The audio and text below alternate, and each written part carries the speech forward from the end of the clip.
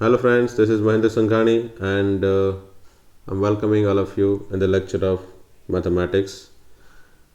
This is sixth video of matrix chapter and till now what we have studied is all about theoretical portion of matrices, in which we have studied multiplication of matrices, addition and subtraction, and scalar multiplication. And the last theory that we have discussed was trace of matrix, and trace of matrix is so simple to find. It is just addition of diagonal element, and it is always possible in square matrix. If it is square, then and then we can find trace of matrix, otherwise we can't. Okay, and some of the property that we have studied based on the definition, and it is easy to understand if you refer our last lecture. In our last lecture also I have given some example in homework and some questions of exercise 3.2 in homework. Here I am giving you some the solutions and answer. If possible, I have given you all solutions of all the question and examples. So just you can refer this solutions and check your answer in your book. This is example 6, then example 7. Okay, a b is given, 2a minus b we want to find. Whatever method I have taken over here to find the answer, that you can use in exam also. That method, that similar method you can use in exam also. Why? Because sometimes we know how to get our answer, but we don't know how to write it. हमको ये पता ही नहीं है कि कैसे लिखना है. So मैंने ये कोशिश की है कि सभी क्वेश्चन को कैसे लिखना है वो बनाने की कोशिश की है. ठीक है, ये एग्जांपल 8 जो है हमने लास्ट वीडियो में या फिर हमने एक लाइव वीडियो लेक्चर्स में डिस्कस किया था. I have given solution for that also, whole solutions that you can see. यहाँ तक तो हमने देख लिया था कि भाई एक्स कैसे फाइंड किया जाए. Okay, just we need to make subject of x from this equation, and the value of x we are getting, that is 5 by 3b minus 2 by 3a. It is also can be written as 1 by 3 into 5b minus 2a. So first of all we need to find 5b minus 2a separately like this, and then put this 5b minus 2a over here so that we can find x, value of x. Okay, put the value of 5b minus 2a from here and then just divide it by 3 with all term, then you will get your answer. Okay, example 9. I have given hint in our last lecture also, although I have given solutions in this lecture so that you can verify your answer with this video. Okay, x plus y is given, x minus y is given. I told you to take elimination method for removing x and y. Here we have removed y and we have found x. Here we have removed x and we have found y. So the value of x and value of y is in form of a plus b and a minus b. So that is why I have found a plus b and a minus b separately and put the value of a plus b in this equation and a minus b in this equation so that we can get value of x and y. Okay, then example 10, it is already we have discussed in our live lecture, I think, although solution is given in this video.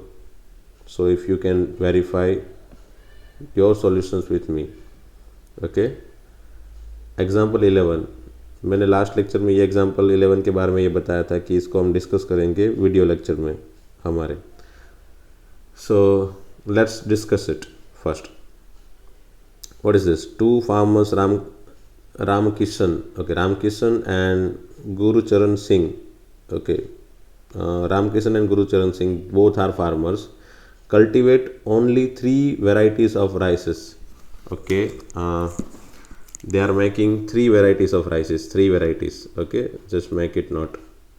कौन कौन सी है वो? बासमती, परमल and Nora.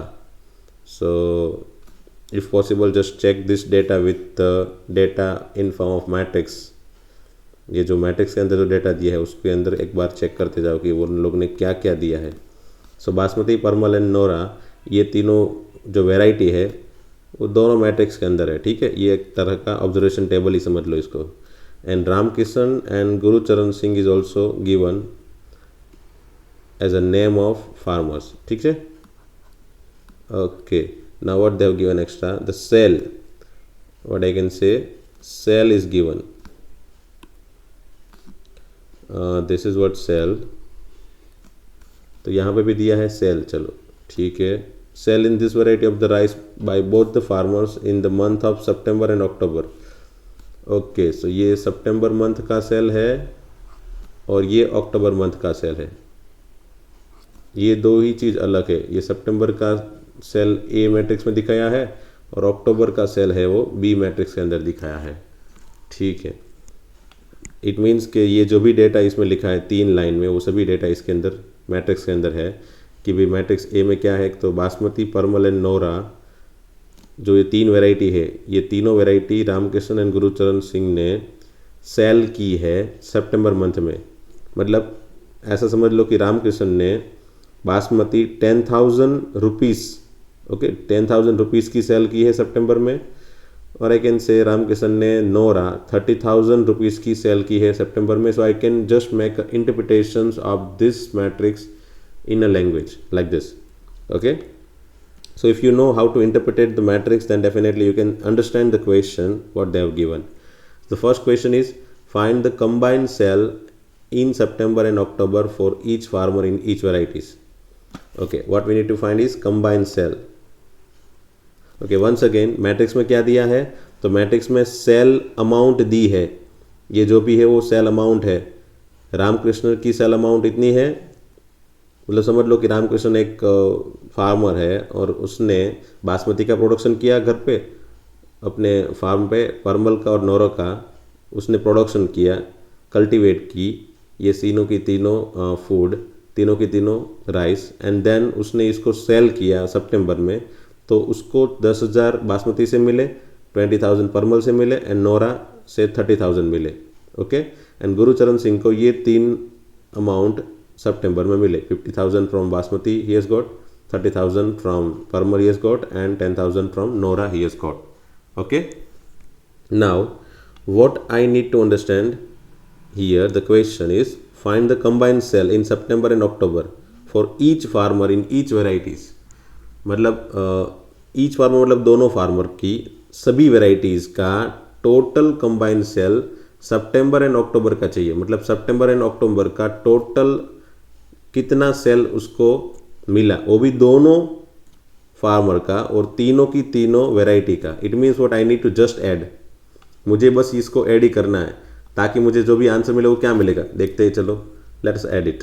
First question के answer को addition से find करने की कोशिश करते हैं। And definitely if you are combining 2 quantity, ऐसा बोले कि चलो ये रामचरण सिंह को, रामकिशन को बासमती से टोटल कितना कंबाइंड सेल मिला दोनों मंथ का, तो हम बोल सकते हैं ना 10,000 प्लस 5,000, 2 मंथ में उसको 15,000 रुपये मिले।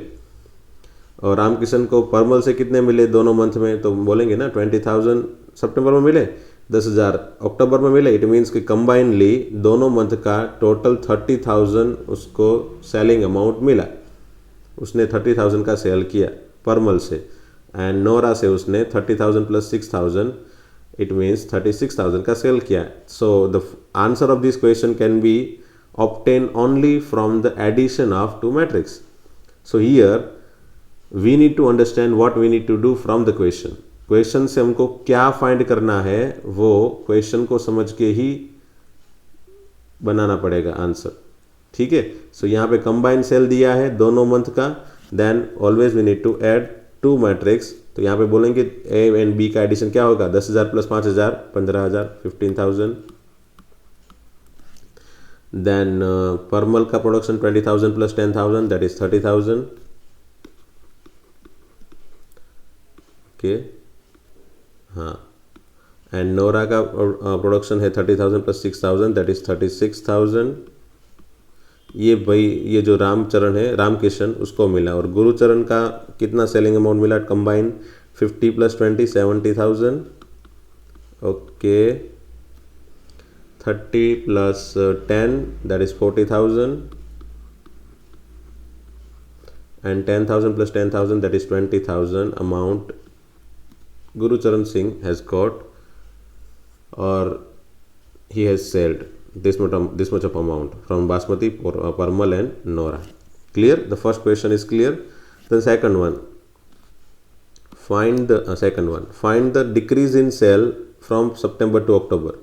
सितंबर से समझ लो सितंबर में इतना उसका सेलिंग हुआ, तो सितंबर से अक्टूबर में सेलिंग आप देख सकते हो थोड़ा घट गया है ना, 10,000 से 5,000 हो गया, 20,000 से 10,000 हो गया, 30,000 से 6,000 हो गया. You can see you have consistently found some decrements. 50,000 से 20,000 हो गया, 30,000 से 10,000, 10,000 का 10,000 रहा, नोरा का एज इट इज़ रहा.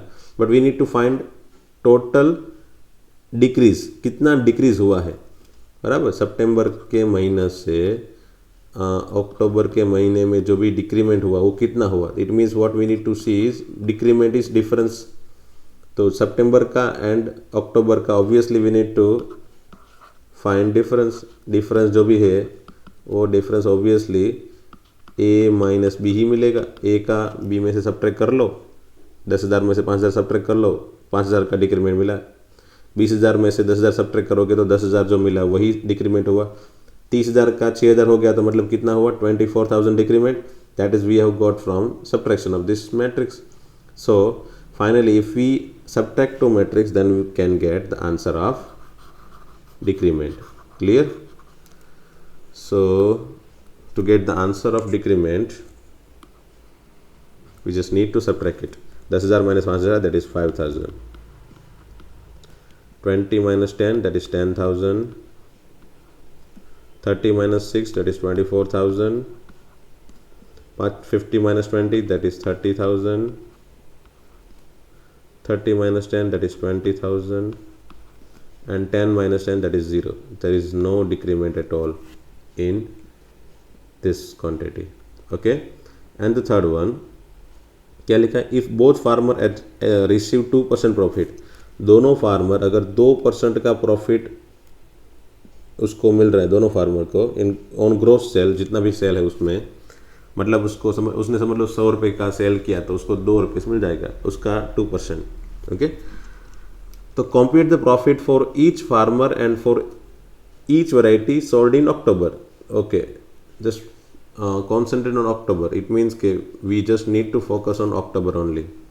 अक्टूबर में तीनों क्वांटिटी, तीनों वेराइटीज़ के प्रोडक्शन में दोनों फार्मर की है ना, each farmer and each variety, मतलब तीनों की तीनों वेराइटी और दोनों के दोनों फार्मर का जो भी है सेलिंग, दोनों फार्मर की जितनी भी सेलिंग है तीनों वेराइटी में, उसका 2% प्रॉफिट जो मिल रहा है वो फाइंड करना है ना, compute the profit.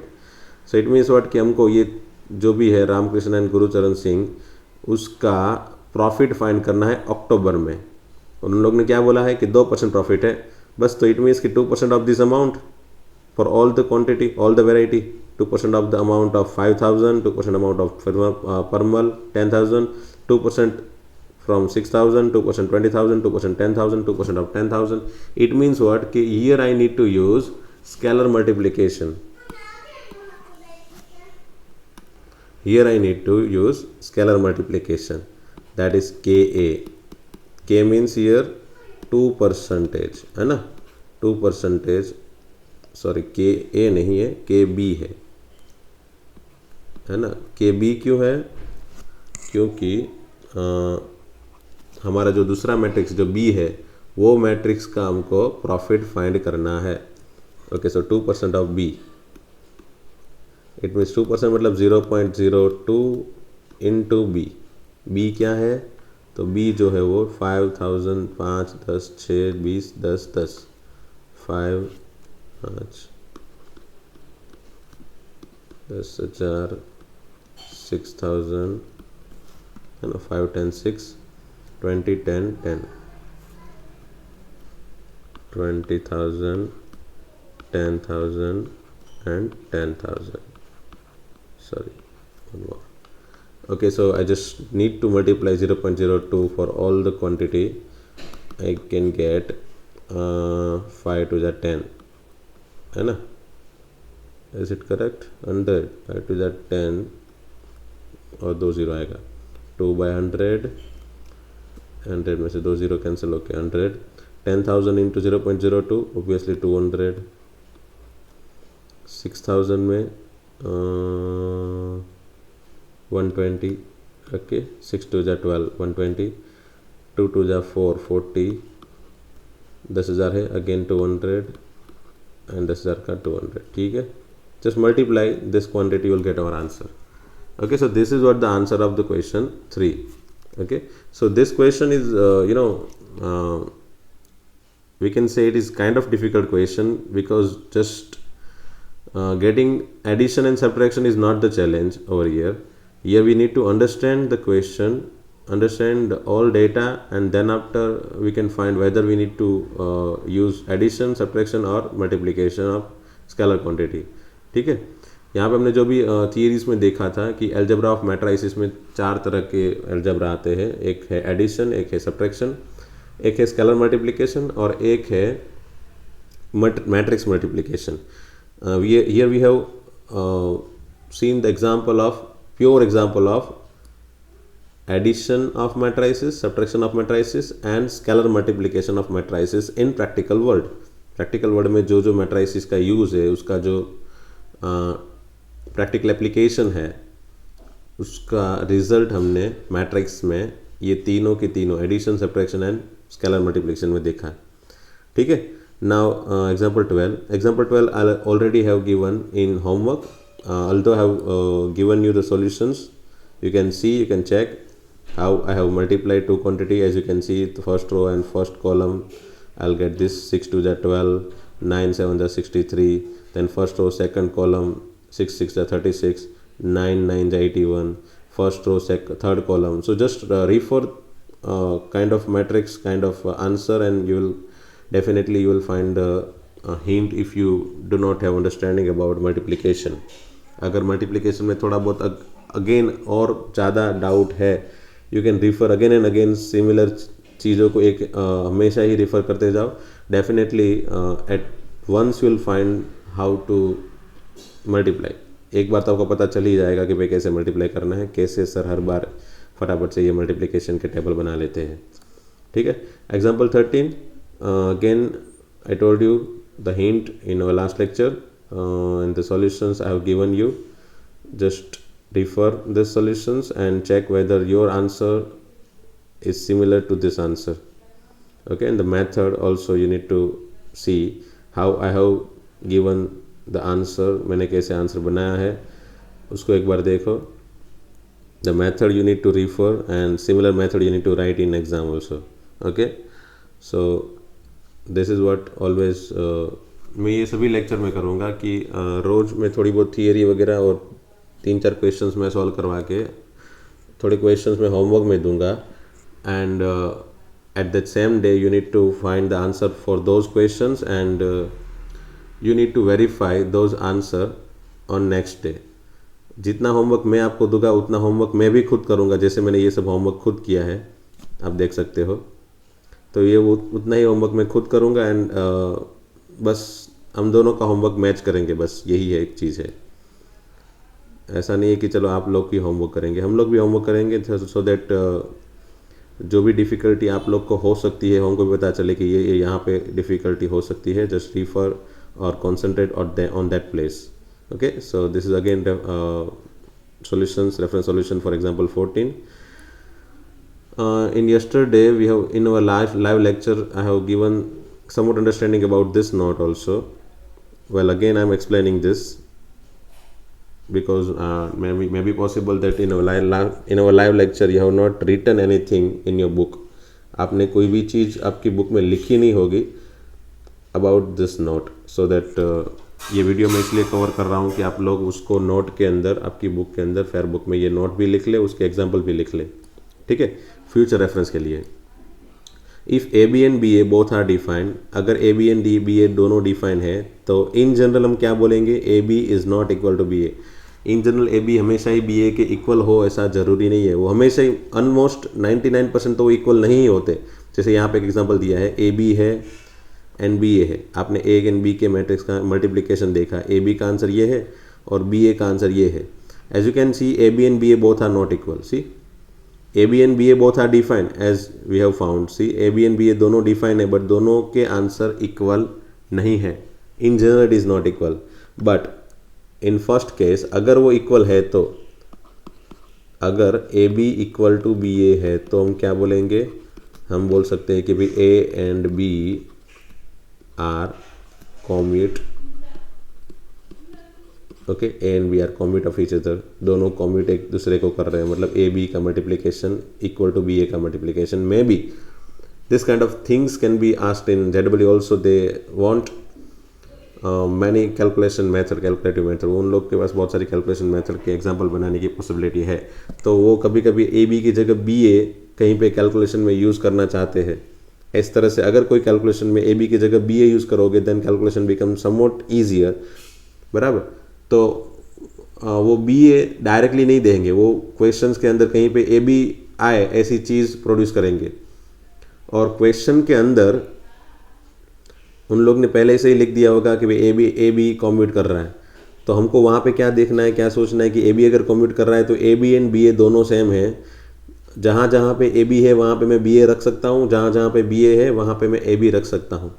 So by this way we can use this property and we can simplify whatever situations comes in this chapters. In theoretical questions, mostly it can be possible in ZEE sometime.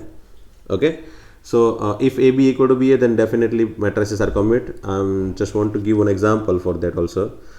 Let me create, if say A is equal to cos theta, this is sin theta, and this is also sin theta, and this is cos theta, and BA equal to, let me से just change कर लेता हूँ position, तो भी मेरे ख्याल से तो बन ही जाएगा।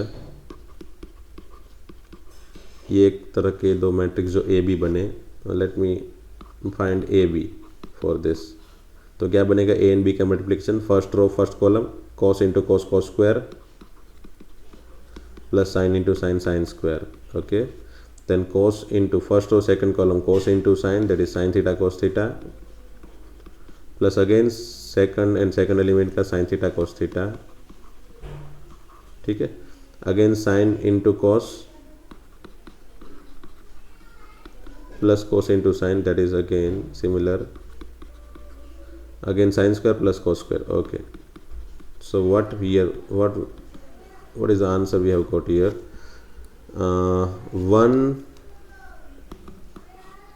ठीक है, ये sine theta cos theta 2 times 2 sine theta cos theta हम लिख सकते हैं, साइन 2 थीटा भी लिख सकते हैं। ठीक है, ये भी साइन 2 थीटा है क्योंकि 2 साइन थीटा कोस थीटा है, और ये 1 है।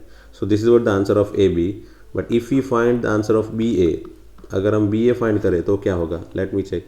बी को पहले लिखना है कोस साइन साइन कोस, ठीक है, कोस साइन साइन कोस, और ए को बाद में लिखना है। ए क्या है, ए जो है वो कोस साइन साइन कोस, और सॉरी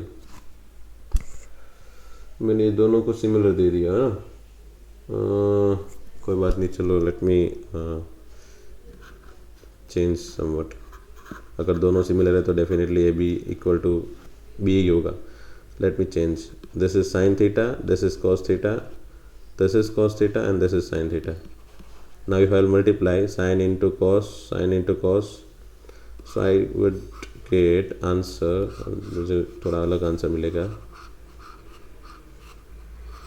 तो इसको फटाफट से डायरेक्ट दिखाता हूँ। फर्स्ट रो फर्स्ट कॉलम के साथ मल्टीप्लाई होगा तो sine into cos plus sine into cos, that is 2 sine cos which is sine 2 theta. Okay, then first row second column में cos square plus sine square 1 हो जाएगा, again sine square plus cos square यहाँ पे 1 होगा, और sine cos plus sine cos, that is 2 sine cos which is sine 2 theta. Okay, थोड़ा answer अलग आया, बट मे बी ऐसा हो सकता है कि यही चीज़ की ज़रूरत हो, क्योंकि उसमें तो डेफिनेटली ए एंड बी दोनों इक्वल ही है, तो A B equal to B ही आएगा। But we need to create such matrix in which A and B दोनों इक्वल नहीं है, फिर भी A B and B A equal आता है, ठीक है,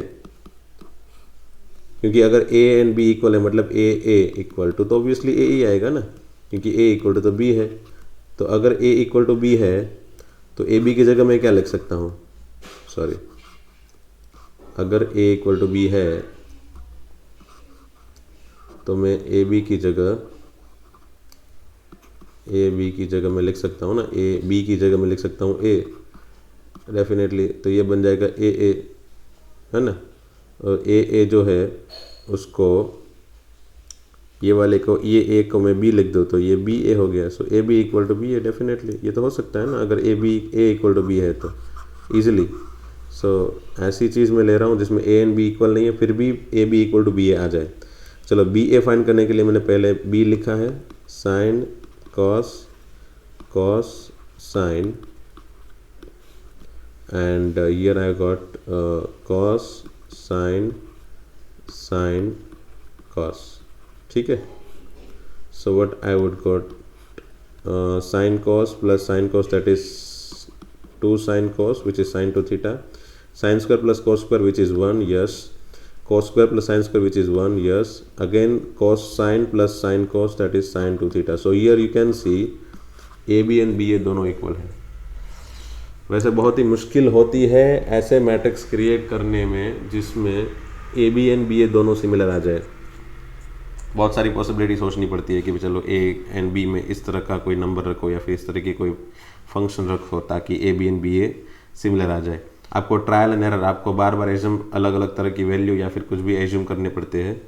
वो जो भी आप वैल्यू एज्यूम करोगे, अगर उसमें कुछ फ़र्क आ रहा है चेंज करो अगेन कोई वैल्यू को। So keep trying all the numbers, and एक टाइम ऐसा आएगा जब ए बी एंड बी ए दोनों सेम आ जाए, तो उस तरह के दो मैट्रिक्स ए बी रहते हैं वो दोनों एक दूसरे को कम्यूट कर रहे हैं। So if you can find A and B, ऐसे ए एंड बी मिल जाए जिसमें ए बी का मल्टीप्लिकेशन एंड बी ए का मल्टीप्लिकेशन सिमिलर दिखे, तो हम वो दोनों मैट्रिक्स को कम्यूट करते हुए मैट्रिक्स बोल सकते हैं। Here A and B can be commute. और कभी अगर ऐसा हो जाए कि ए एंड बी ऐसा मैट्रिक्स मिल जाए जिसमें A B and B A के आंसर में माइनस का फर्क आए, जैसे ये ए का आंसर ये है तो बी का आंसर में माइनस माइनस माइनस माइनस, तीनों चारों की चारों चीज़ है सिमिलर बट वो ऑपोजिट आ जाए, then A B equal to minus B A बोल सकते हैं। तो वो A B equal to minus B A अगर आ जाए तो वो दोनों मैट्रिक्स को हम एंटी कम्यूट बोल सकते हैं, ठीक है। सो अगर A B equal to minus B A हो जाए तो ए एंड बी को क्या बोल सकते हैं, एंटी कम्यूट, ठीक है। A and B are anti commute. उसका मैं एग्जांपल अभी फिलहाल नहीं दे रहा हूँ, it is very tough to create example of this commute and anti commute, but just we need to understand the theoretical portion because maybe in exam they will not ask for the question example। वो ऐसा नहीं पूछेंगे चलो ऐसा है कि A and B commute कर रहा है तो उसका मुझे एक एग्जांपल दो।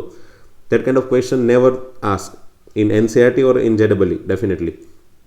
वो लोग बस इसी प्रॉपर्टी को यूज़ करता हुआ दिखाई दे ऐसी कोई चीज़ें या फिर ऐसी कोई सिचुएशन क्रिएट करेंगे कि चलो ए एंड बी दोनों एंटी कम्यूट है तो उसमें ये चीज़ आगे दी है तो फाइंड करो कुछ भी। तो उसमें बस हमको पता करना है कि ए एंड बी अगर एंटी कम्यूट है तो हम जहाँ जहाँ पे ए बी है वहाँ पे माइनस बी ए लिख सकते हैं और उसको आगे बढ़ा सकते हैं, ठीक है। So just make it clear, बहुत ही सिंपल सी चीज़ है, कैसे यूज़ करना है that's what that we can see in some examples of जेडबलई के थोड़े एग्जाम्पल हो गए, उसमें एक आध दो क्वेश्चन में कहीं कहीं पर यूज़ हुआ है, that will see later on, okay. Here just we need to understand the theoretical portion of commute and anti-commute, okay। Example 15, find AB, A and B दिया है, AB find करना है। Well, let us find it। मैंने बाकी रखा है तो क्यों बाकी रखा है, let me see why। यहाँ पे आप देख सकते हो 0 -1 0 2 और जो B है वो 3 5 0 0, ठीक है। तो यहाँ पे मैं अगर मल्टीप्लाई करूँ तो 0 × 3 that is 0, -1 × 0 that is 0, again 0 × 5 that is 0 and -1 × 0 that is 0। So 0 × 3 0 + 0 and 0 + 0। So you can see the answer is 0 0 0 0। See A B के मल्टीप्लिकेशन का आंसर 0 आ गया। यहाँ पे हमने क्या चीज़ नोटिस की, हमने हियर ए एंड बी दोनों ज़ीरो नहीं है, फिर भी हमको ए बी ज़ीरो मिल गया। तो ऐसा हो सकता है अगर ए एंड बी दोनों भी ज़ीरो ना हो तो भी ए बी ज़ीरो हो सकता है। बट इसका रिवर्स क्या होगा? अगर ए बी ज़ीरो है तो डेफिनेटली सॉरी यही है reverse, sorry the reverse thing is like this, let me right it. अगर ए बी ज़ीरो है, ठीक है, अगर ए बी ज़ीरो है तो हमारे पास कितनी सिचुएशन हो सकती है? चलो मैं इसको अब बराबर से ही समझा लेता हूँ। अगर ए बी ज़ीरो है तो हमारे पास कितनी सिचुएशन आ सकती है? Either A equal to zero and B equal to zero, ठीक है, या फिर A equal to zero and B not equal to zero, मतलब ए एंड बी दोनों में से कोई एक आध ज़ीरो आ जाए, या फिर ए ज़ीरो ना हो और बी ज़ीरो हो, ऐसी भी सिचुएशन आ सकती है, या फिर दोनों ज़ीरो ना हो, ऐसी भी सिचुएशन आ सकती है। समझ में आ रहा है क्या बोल रहा हूँ मैं? अगर ए बी ज़ीरो है तो किसी ने बोल दिया कि चलो ए एंड बी का मल्टीप्लिकेशन ज़ीरो है, तो हम ऐसे फटाक से नहीं बोल देंगे कि चलो ए एंड बी का मल्टीप्लिकेशन ज़ीरो है तो बस उसमें से दोनों में से कोई एक आध नंबर तो ज़ीरो होगा ही। जैसे वो सिंपल नंबर में, रियल नंबर में क्या होता है कि अगर हम ऐसा बोल दें कि एक्स वाई ज़ीरो है तो एक्स या तो वाई दोनों में से कोई एक आध तो ज़ीरो होगा ही। मतलब 2 इंटू ज़ीरो ऑलवेज ज़ीरो होता है, 0 इंटू 3 ऑलवेज ज़ीरो होता है, लाइक दिस। तो ये इसमें, या फिर 0 इंटू ज़ीरो ऑलवेज ज़ीरो होता है, लाइक दिस, ठीक है। ऐसी कभी सिचुएशन आती ही नहीं है कि चलो 3 इंटू 2 किया और उसमें ज़ीरो ना आए, उसमें ज़ीरो आ जाए, है ना, ऐसी सिचुएशन नहीं आती। But in matrix it is possible, in matrix it is possible A and B दोनों जीरो ना हो फिर भी ए बी जीरो आ जाए, in matrix it is possible. So matrix में अगर कोई चीज़ का मल्टीप्लिकेशन जीरो है तो हम ऐसा नहीं बोल सकते कि उन दोनों में से कोई एक आध तो जीरो होगा ही। हो सकता है कि दोनों मैट्रिक्स जीरो जीरो हो, जीरो मैट्रिक्स हो, या फिर कोई एक आध मैट्रिक्स जीरो हो दूसरा ना हो, या फिर पहला वाला जीरो ना हो दूसरा हो, या फिर दोनों में से कोई भी मैट्रिक्स जीरो ना हो, ऐसी सिचुएशन हो सकती है। जेडब्ल्यू एडवांस के 7-8-10 साल पहले एक आध क्वेश्चन में ऐसी सिचुएशन आई थी। उसने क्वेश्चन ही ऐसा पूछ लिया था कि ऐसे हमको 4 अलग अलग केस बना के सोचना पड़ा था। ओके, एडवांस का क्वेश्चन था, उसमें ऐसी पॉसिबिलिटीज़ लेके उसमें हमको आगे डिटेल में जाना था। So you just can think if something multiplication of some matrix is zero then definitely we cannot say anything from this, we have 4 possibilities। but हाँ, अगर ऐसा बोल दिया कि चलो a जीरो है, a जीरो मैट्रिक्स है और b is not zero matrix, then definitely I can say a b zero है, definitely this is 100%। अगर ऐसा बोल दिया कि चलो a जीरो नहीं है बट b जीरो है तो भी definitely I can say a b equal to zero. अगर ऐसा बोल दिया कि ए बी ज़ीरो है और बी भी ज़ीरो है तो definitely I can say that A B equal to zero. So यही तीनों चीज़ यहाँ पे मैंने लिखी है कि अगर ए ज़ीरो है और B equal to zero, because और इसलिए लिखा है कि और का मतलब ही ये होता है कि ए एंड बी दोनों ज़ीरो हो जाए, ठीक है, दोनों ज़ीरो हो जाए। कहाँ है? हाँ, ए एंड बी दोनों ज़ीरो हो जाए, या फिर ए ज़ीरो हो या फिर बी ज़ीरो हो, उसका मतलब भी यही होता है, ठीक है। सो ये नोट को बस माइंड में रखना और इस चीज़ को एक बार माइंड के अंदर रखना, that is what you need to understand from this. Okay, यहाँ पे भी मैंने दिखाया वापस वही चीज़। अगर ए बी जीरो है then it is not necessary that A equal to zero और बी इक्वल टू जीरो, है ना। अगर ए बी जीरो है then it is not necessary that A equal to zero और बी इक्वल टू जीरो, क्योंकि ये तीनों मिलके वही होता है ना, ये तीनों मिलके क्या बनता है, ए इक्वल टू जीरो और बी इक्वल टू जीरो। तो ज़रूरी नहीं है कि A B equal to zero है तो ये तीनों वाली पॉसिबिलिटी आ जाए, ये चौथी पॉसिबिलिटी हो सकती है। अगर ए बी जीरो है तो ऐसा भी हो सकता है जिसमें ए एंड बी दोनों जीरो ना हो। क्लियर? एग्जाम्पल 16 मैंने होमवर्क में दिया था, लास्ट लेक्चर में मैंने बताया था कि ये बड़ा एग्जाम्पल है, उसका सॉल्यूशन भी बड़ा आएगा। So if you have make the solution in your notebook then you can just refer it. मैंने भी हिम्मत नहीं की क्योंकि बहुत ज़्यादा स्टेप हो जाते हैं, तो अगर ऐसा हो तो आप एक बार ट्राई करना। अगर नहीं हो रहा है, कहीं पे मिस्टेक आ रही है, जस्ट रेफर दिस सॉल्यूशन।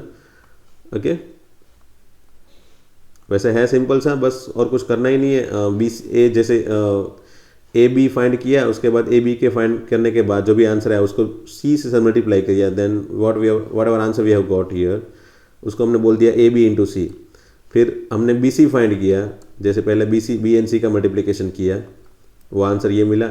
और जो बी सी के आंसर का जो भी फॉर्मेट आया उसको ए के साथ मल्टीप्लाई किया, then we have got answer of A into B C. फिर चेक किया कि चलो ये जो आंसर मिला पहला वाला, मतलब ये जो पहला वाला आंसर मिला दिस वन, एंड ये जो दूसरा वाला आंसर मिला ये वाला, answer of A B C, answer of A into B C, दोनों सिमिलर है या नहीं। तो ये आंसर और ये आंसर ये दोनों सिमिलर है, that is why we can say that this result always hold. इसमें कहीं पे सीक्वेंस चेंज नहीं हो रही है, that is why it can be hold. अगर यहाँ पे कहीं पे भी सीक्वेंस चेंज कर दे then definitely we can say it can not be hold और इट कैन बी होल्ड। अगर कॉम्पिटेटिव है तो ही होल्ड कर सकता है, अदरवाइज 95-99% केस में तो होल्ड करेगा ही नहीं अगर हम सीक्वेंस चेंज करेंगे तो। So if you are not changing any sequence then definitely multiplication में आंसर सिमिलर ही आएंगे। Okay, this is example 17। Homework में मैंने दिया था, just check the solution in your book. Okay, धीरे धीरे मैं वीडियो को ऊपर लेके जा रहा हूँ सो दैट आप भी आराम से उसको सॉल्व कर सकते हो। वीडियो को पॉज करके सॉल्व करो, चेक करो आपके आंसर सही है कि नहीं। ठीक है, एग्जाम्पल 18 के बारे में मैंने ये बताया था कि मैं ये एग्जाम्पल ये 18 सॉल्व करवाऊंगा, बट मुझे लग रहा है ये 36 मिनट तो ऑलरेडी हो गया है। Will see in next lecture, या फिर मैं एक काम करता हूँ, इसका आइडिया दे देता हूँ क्या करना है। इसमें हमको फाइंड करना है इसकी value a cube minus 23a minus 40i। So it is so simple. a cube जो फाइंड करना है उसको कैसे फाइंड कर सकते हैं हम, a स्क्वायर एंड a के मल्टीप्लिकेशन से। ओके, जैसे चलो इसको बोल दिया इक्वेशन नंबर 1, तो हम पहले फाइंड करेंगे a square. Okay, a square ये जो चीज़ है ना उसको फाइंड करने की कोशिश करते हैं। ठीक है, a स्क्वायर अलग पेन से फाइंड करते हैं ना। तो चलो a स्क्वायर जो फाइंड करना है वो कैसे फाइंड होता है, तो a इंटू ए मतलब a का और a के साथ मल्टीप्लिकेशन। तो ये जो a मैट्रिक्स है उसका a मैट्रिक्स के साथ ही मल्टीप्लाई करें, जैसे 1 2 3 3 minus 2 1 4 2 1, again 1 2 3 3 minus 2 1 and 4 2 1। So will get 3x3 matrix. आपको एक 3x3 का एक मैट्रिक्स मिल जाएगा। जो आंसर मिला वो आपका a स्क्वायर का है। वही अगेन इसको ये आंसर को मतलब ये जो a स्क्वायर का जो आंसर मिला उसको इक्वेशन 1 के अंदर रख दोगे, then you will get a cube, है ना। तो a क्यूब के आंसर के लिए आपको जो a स्क्वायर का आंसर मिला और a तो जो है वही, तो ये जो a स्क्वायर वाला मैट्रिक्स है उसका जो भी आंसर है और जो a वाला मैट्रिक्स दिया है गिवन क्वेश्चन में, उन दोनों को मल्टीप्लाई करके आपको ये a क्यूब वाला आंसर मिल जाएगा। सो इसको अपने इक्वेशन नंबर 2 दे दिया, या फिर इसको इक्वेशन देने की ज़रूरत ही नहीं है। यह we have got answer of a cube. बाकी सब चीज़ें तो है ही, आप देख सकते हो इसमें a क्यूब की वैल्यू नहीं थी, बस हमने वो फाइंड कर ली। अगेन a है, i तो पता ही है 1 0 0 0 1 0 0 0 1, that is identity matrix. Now you can just check it, LHS में रख दो, मतलब LHS क्या है, तो a cube minus 23a plus या माइनस 40i बस आपको वैल्यू रखनी है। जो भी a क्यूब का मैट्रिक्स मिला था वो यहाँ पे रखना है, फिर 23 के साथ a वाला मैट्रिक्स मल्टीप्लाई करना है पूरा, एंड देन 40 के साथ i मैट्रिक्स, i मतलब 1 0 0 0 1 0 एंड 0 0 1। ओके, तो ये जो a क्यूब वाला मैट्रिक्स है और ये 23a माइनस 40i, बस ये 23 को मल्टीप्लाई कर लो, यहाँ पे 40 को मल्टीप्लाई कर लो, 40 40 40 तीनों बन जाएगा। Then subtract all the matrix and then finally you will get 0 0 0 0 0 0 0 0 0 0। बस ये आ जाना चाहिए, वही हमारा RHS है। ठीक है, सो ये क्वेश्चन देखने में मे बी डिफ़िकल्ट लग सकता है, मे बी लेंथ वाइज भी थोड़ा बड़ा है, but this is one of the IMP question I can से। IMP क्वेश्चन इसलिए बोल रहा हूँ, इसका 2 रीज़न है। बहुत बार ये क्वेश्चन मैंने देखा है एग्ज़ाम में भी, और दूसरा ये है कि इसमें मल्टीप्लिकेशन ऑफ मैट्रिक्स के बहुत अच्छे खास से ऑपरेशन की प्रैक्टिस की है। अगर मल्टीप्लिकेशन बराबर से आ रहा है मैट्रिक्स का तभी ये क्वेश्चन सॉल्व हो पाएगा, और इसमें चांसेस ज़्यादा है एरर होने का। क्योंकि जब भी मल्टीप्लाई करते हो तब कुछ ना कुछ आप एरर कर लेते हो और may be chances of error becomes higher, वो ज़्यादा हो जाता है। तो उसकी वजह से क्या होता है कि कभी कभी अंदर की साइड कहीं कहीं पे मैट्रिक्स में नंबर कुछ अलग आ जाते हैं और उसकी वजह से यहाँ पे 0 0 नहीं भी आता। बट अल्दो एग्जाम में एक चीज़ तो आपको ध्यान रखनी है कि आपको अगर यहाँ पे LHS को RHS दिया है तो आपको लास्ट में 0 0 0 एनी हाउ प्रूव करना है। तो अगर मैं भी अगर कहीं पे ऐसा हो जाए कि एक क्यूब का और या फिर ए स्क्वायर का कहीं पे आंसर गलत आ जाए तो लास्ट में तो आंसर सही आ ही जाना चाहिए। अल्दो जो एग्जामिनर होता है, जो हम लोग एग्जाम में पेपर चेक करते हैं, उसमें हम ए स्क्वायर एंड ए क्यूब की वैल्यू बराबर से चेक करते हैं एक बार कि आपकी वैल्यू जो आई ए स्क्वायर एंड ए क्यूब की वो सही आई कि नहीं आई, ठीक है। बट अल्दो मैं क्या बोल रहा हूँ कि कुछ नहीं आ रहा है तो बस एटलीस्ट 0 0 0 लाने की कोशिश करो। मैं भी कभी कभी ऐसा हो जाता है कि एक cube and A square check करने की कोशिश नहीं की और उन लोग ने डायरेक्टली ये 0 0 0 देख के फाइनल आंसर देख के मार्क्स दे दिए। तो that is what the benefit points for you. Okay, so just solve this question, okay, and if you have doubt you can tell me in our live video lectures.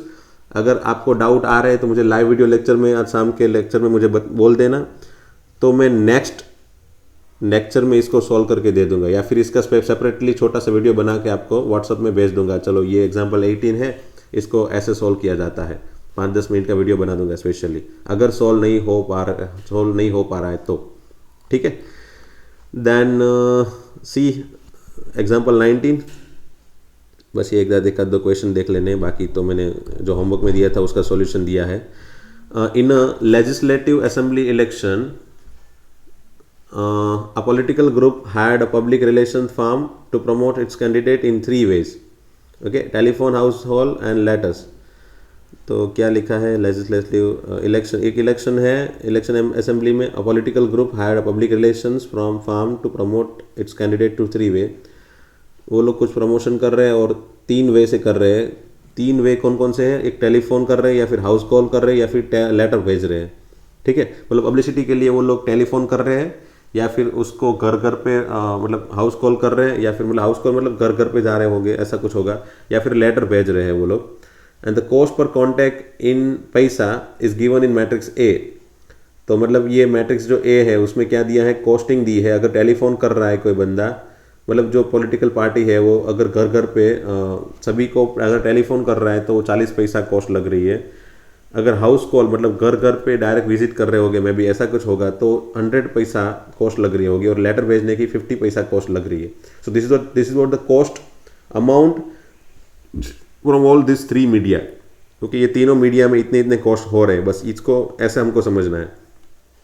Now the cost per contact is given in matrix है and the number of contact of each type made in city X and Y is given in B. मतलब X city के अंदर इतने contacts उन लोग ने telephone किए, इतने कॉन्टैक्ट्स में हाउस कॉल किया, इतने कॉन्टैक्ट्स में लेटर भेजे। और सिटी वाई में भी ऐसे इतने कॉन्टैक्ट्स में टेलीफोन किया, 3000 कॉन्टैक्ट में, 1000 कॉन्टैक्ट पे घर पे हाउस कॉल किया, मे भी हाउस कॉल पे मतलब घर पे गए हो गए, एंड 10,000 कॉन्टैक्ट को उसने लेटर भेजा। So this is what the number of operation और we can say number of work they have done and this is what the cost of that work. ये जो वर्क हो रहा है एक्स सिटी में टेलीफोन, वो इतनी जगह पे हो रहा है और वो एक जगह पे करने का जो वर्क का कॉस्टिंग है वो यहाँ पे दिया है। जैसे मतलब एक टेलीफोन करना है तो उसको 40 पैसा कॉस्ट लग रहा है, तो 1000 टेलीफोन करने में कितना कॉस्ट लगेगा, तो 1000 into 40 लाइक दिस। Okay, so find total amount spend by the group in the city X and Y. मतलब एक्स एंड वाई दोनों सिटी में कितना टोटल अमाउंट स्पेंड हुआ होगा। Okay, let me understand this question by seeing this situation। अगर मैं X city के अंदर टोटल कॉस्ट फाइंड करने जाऊँ, ठीक है, तो X सिटी में मैं क्या सोचूंगा, मेरे पास X सिटी के अंदर 3 मीडिया है, ठीक है, या फिर टेलीफोन है या फिर हाउस कॉल है या फिर लेटर है। या तो मैं हाउस कॉल कर रहा हूँ या तो टेलीफोन कर रहा हूँ या तो लेटर भेज रहा हूँ। टेलीफोन की कॉस्ट मुझे हो रही है 40 पैसा, हाउस कॉल की कॉस्ट हो रही है मुझे 100 पैसा, लेटर की कॉस्ट हो रही है 50 पैसा। कितने टेलीफोन करने हैं मुझे, तो 1000 टेलीफोन करने हैं एक्स सिटी में। हाउस कॉल कितने करने हैं, 500, एंड लेटर कितने भेजने हैं मुझे, 5000, ठीक है। तो मुझे टोटल कॉस्ट कितना लगना चाहिए एक्स सिटी में, तो मैं बोलूँगा ना कि चलो भाई 40 रुपीज़ कॉस्ट, 40 पैसा कॉस्ट लग रहा है, वो मुझे 1000 कॉल ऐसे करने हैं, तो मुझे कितना कॉस्ट लगेगा, तो 1000 इंटू 40 पैसा इसमें लगेगा। 500 घर पे मुझे जाना है और एक घर पे जाने का कॉस्ट है 100 पैसा, तो ऑब्वियसली 500 घर पे जाने का कॉस्ट हो गया 100 इंटू 500 प्लस 500 लेटर भेजने और एक लेटर भेजने की कॉस्ट है 550, तो 500 into 50 I can get the answer of cost of X city. So here what we have seen, ये तीनों की अंदर अंदर मल्टीप्लिकेशन, कंसेक्यूटिव एलिमेंट की सॉरी कॉरस्पॉन्डिंग एलिमेंट का मल्टीप्लिकेशन हुआ। यहाँ पे देख सकते हो 1505, तो ये जो चीज़ है ना वो ये वाली है 1500 and 5000, this row is directly multiply with 40, 100 and 50, ठीक है ना, क्या क्या 40, 100 and 50, ये जो है वो यहाँ पे दिया है, ये कॉलम के अंदर है। तो ये दोनों का जो मल्टीप्लिकेशन है, ये दोनों का जो मल्टीप्लिकेशन है उससे हमको आंसर मिल रहा है। इट मीन्स व्हाट, कि अगर हमारे क्वेश्चन का आंसर हमको जो बनाना है तो वो कैसे बना सकते हैं, तो वो हम एक ही चीज़ से बना सकते हैं, दैट इज़ व्हाट मल्टीप्लिकेशन, वो हम मल्टीप्लिकेशन से ही बना सकते हैं। सो ये चीज़ हम समझ के हमने क्या यहाँ पे समझा, ये चीज़ देख के कि हमें जो क्वेश्चन पूछा गया था कि टोटल कॉस्ट फाइंड करनी है, तो यहाँ पे हम टोटल कॉस्ट के लिए एडिशन नहीं कर सकते, सब्ट्रैक्शन नहीं कर सकते, कोई स्केलर क्वांटिटी मल्टीप्लाई नहीं कर सकते। Here we need to multiply this two matrices. Okay, अब ये दोनों मैट्रिक्स को कैसे मल्टीप्लाई किया जाए, तो कोई बोलेगा sir A and B, A B multiply कर लो ना, तो मैं बोलूँगा ए बी मल्टीप्लाई हो सकता है क्या? No. As you can see A matrix कौन सा है, 3x1 है ना, देख सकते हो 3 रो है आपके पास, 3 रो है और 1 कॉलम है। और बी मैट्रिक्स कौन सा है, 2 रो 3 कॉलम, मतलब 2x3, तो 2x3, तो इसका मल्टीप्लिकेशन पॉसिबल है क्या? नहीं, तो ये पॉसिबल नहीं है, मतलब हमको यहाँ पे बी ए फाइंड करना पड़ेगा। बी ए पॉसिबल है क्या? तो हाँ 2x3, और उसका मल्टीप्लिकेशन 3x1 के साथ हो सकता है, हाँ हो सकता है। ये 3 अगर सेम है तो उसका फाइनल आंसर हम 2x1 में बना सकते हैं। तो बी ए का मल्टीप्लिकेशन पॉसिबल है, और उसमें जो आंसर हमको मिलेगा वो क्या मिलेगा, सिंपली दिस। सो ये समझ के हमने ये सोच लिया कि हमको बनाना है, वो क्या बनाना है, B A. So let me erase all the things and let me find B A. हमको अगर एग्जाम में क्वेश्चन पूछा तो ये हमको ऐसे इतनी बड़ी सिचुएशन को पहले क्रिएट नहीं करनी पड़ेगी, आपको जस्ट इतना माइंड के अंदर सोचना है। आपको आंसर बनाने के लिए तो डायरेक्टली बी ए लिख देना है कि टू फाइंड टोटल कॉस्ट और to find total amount spend in both the city, we can find BA, that's all, 1000, 500 and 5000, 3000, 1000 and 10000। उसका मल्टीप्लिकेशन हमको करना है 40, 100 and 50। आप देख सकते हो ये जो पहली वाली रो थी ना, इसमें पहली वाली कॉलम का, तो यहाँ पे ऐसा ही होगा ना, पहली वाली रो का, फर्स्ट रो का ये कॉलम के साथ मल्टीप्लिकेशन होगा, जो हमको आंसर मिलेगा वो एक्स सिटी का मिलेगा।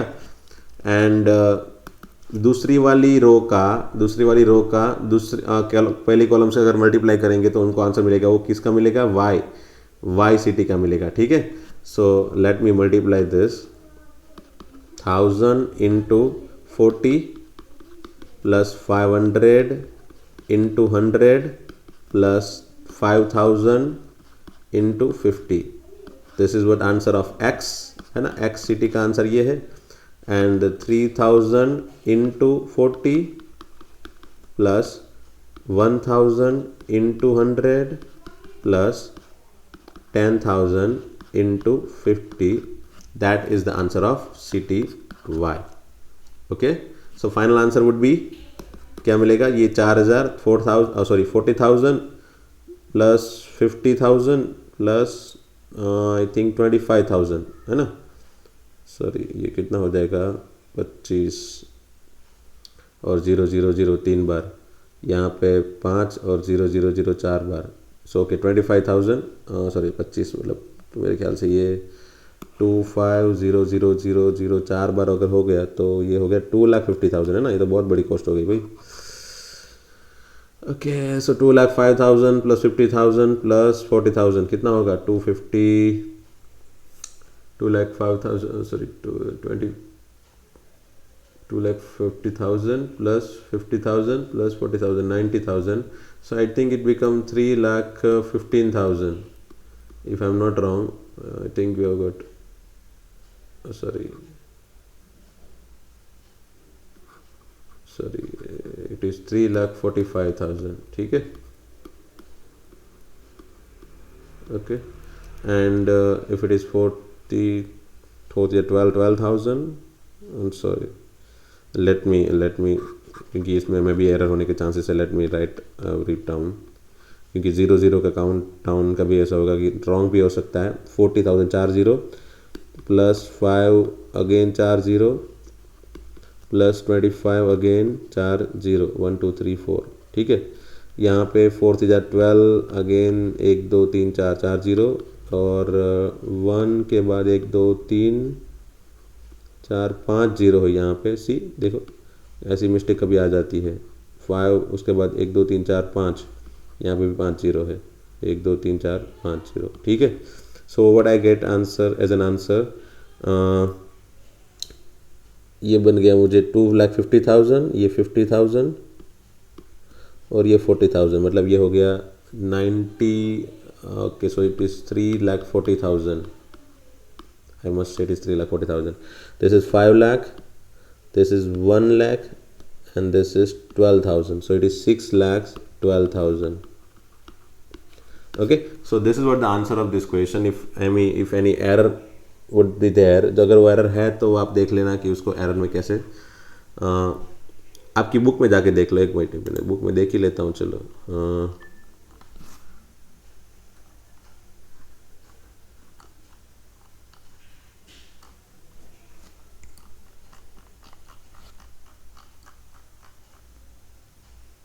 कौन सा क्वेश्चन है ये? Example number.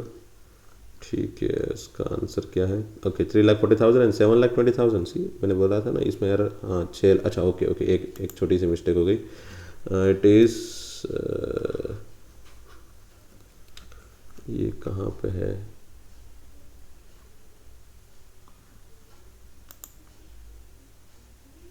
ओके, 1 2 3 4. अच्छा, यहाँ पे 1 0 और है. ठीक है. सो ओके, ये 5 लाख 6 लाख और 1 lakh 1,20,000. This is what 1,20,000. So 5 + 6 + 1,20,000, that is 7,20,000. See, मैं भी हो सकता है कभी एरर आ जाए. So let's just take it out. Matrix में यही प्रॉब्लम है, अगर आपने बराबर से कैलकुलेशन नहीं किया, थोड़ी भी जल्दी कर ली, तो कैलकुलेशन में मिस्टेक आने के चांसेस मैक्सिमम है.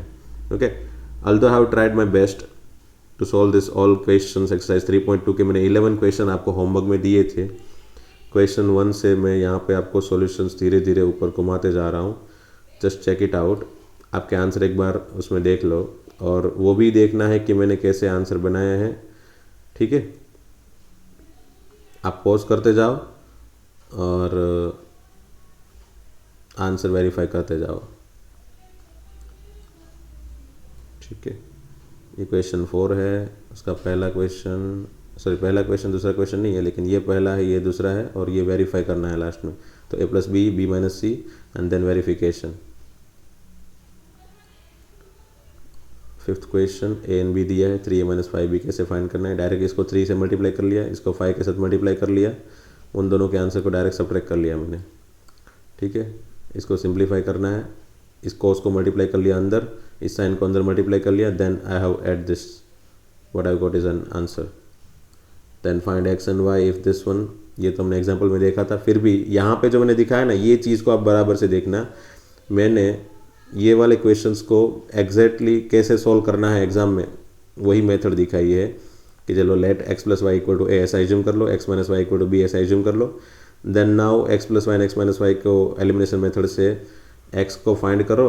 a + b अलग से नहीं बनाना है तो आप a + b ऐसे भी बना सकते हो.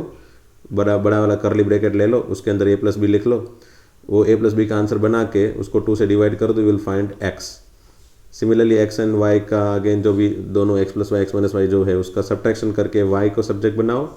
a - b अलग से फाइंड नहीं करना है तो इसे a - b को अलग से सेपरेट फाइंड करिए बिना, एक करली ब्रैकेट के अंदर बना दो a - b, उसका आंसर बना के इसके अंदर लिख लो. तो ये थोड़ा डिसेंट दिखता है ना y बना के. सिमिलरली ये क्वेश्चन भी जो है मैंने हिंट के फॉर्म में दिया था, उसका भी बराबर से मैंने सॉल्व करके दिखाया है।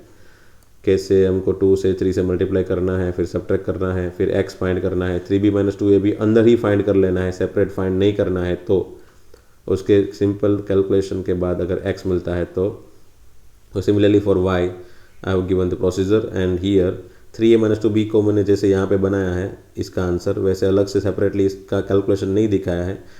Try calculation by your owns if possible.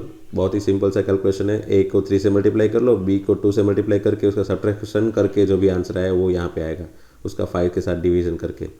ठीक है, फिर again see all the solution for this, just make x subject and find the answer.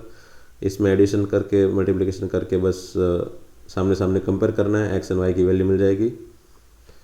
Again comparison of 2 matrices will find x y z w what ever.